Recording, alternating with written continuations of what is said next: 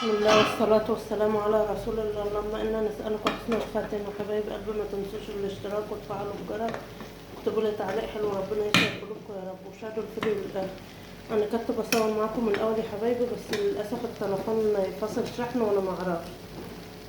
جيت أشوفه الوقت لقيته فصل شحن، فعلقته شحن شوية وقلت أكمل معاكم. ده كشري بطاطس يا حبايبي، عملته معاكم كتير، بس كنت بصوره لسه ما شافونيش وانا بعمله قبل كده. حوطت عليه يتلبن واعمل جنبه بيض يا حبايبي، واقلي جنبه فلفل. وهعمل يا حبايبي رز معمر زي ما انتوا شايفين. وهعمل رز معمر يا حبايبي. هتقولوا انت عامله كشري ورز معمر، لان انا رايحه بكره اكشف على ابني واصرف علاجه من المنصور، فما باجيش الا اخر النهار. ادعوا له يا حبايبي ربنا يشفيه يا رب. راح اقول للدكتور بكره، وعشان اصرف علاجه كان ميعاد علاجه من بقاله يجي اسبوعين اهو، بس الدكتور كان مسافر. فقلت هطبخ النهارده كشري بطاطس وهعمل بيض وهقلي فلفل، وهيجيبوا طعميه بالليل يا حبايبي. والمعمر ده اعمله لبكره، بعمله وبنغمسه بناكله بعسل، هم عندنا بيحبوه بعسل. يعني كنت مصورة وانا بعمل ده وبعمل ده، بس التليفون فصل معلش يا حبايبي. اما اجي طالعة بقى اولع الفرن هرجع معاكم تاني. ورجعت معاكم يا حبايبي كده مولع الفرن ولا سخن. هنزق المعمر بقى وبتسيبيه ما بيقلب وبينشف من اللبن بتاعه، بتوطي عليه وبتسيبيه.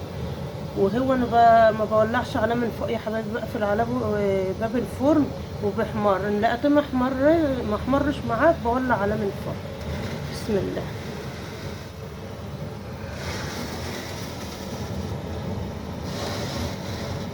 بس يا حبايبي هسيبه بقى اما يقلب، لما ينشف من اللبن، وبهد عليه يتلدن براحته. اما اخلص يا حبايبي واخلص باقي الاكل هرجع معاكم تاني. ورجعت معاكم يا حبايبي كده. عملنا الكشر البطاطس اهو زي ما انتوا شايفين، هو احمر بس الاضاءه اللي مطلعه ابيض، بس هو أحمر.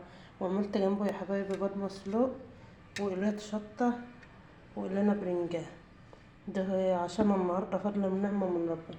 والرز المعمر ده عامله لبكره يا حبايبي، لان زي ما قلت لكم انا رايحه ابن للدكتور وهصرف علاجه بكره من المنصوره فبتاخر.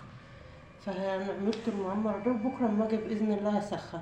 يبقى المعمر لبكره يا حبايبي، والكشري والبرنجان والفلفل والبيض عشان النهارده فضل ونعمه من ربنا. ما تنسوش يا حبايبي الاشتراك وتفعلوا زر الجرس واكتبوا لي تعليق حلو، ربنا يسعد قلوبكم يا رب وشاهدوا الفيديو للاخر. والسلام عليكم ورحمه الله وبركاته.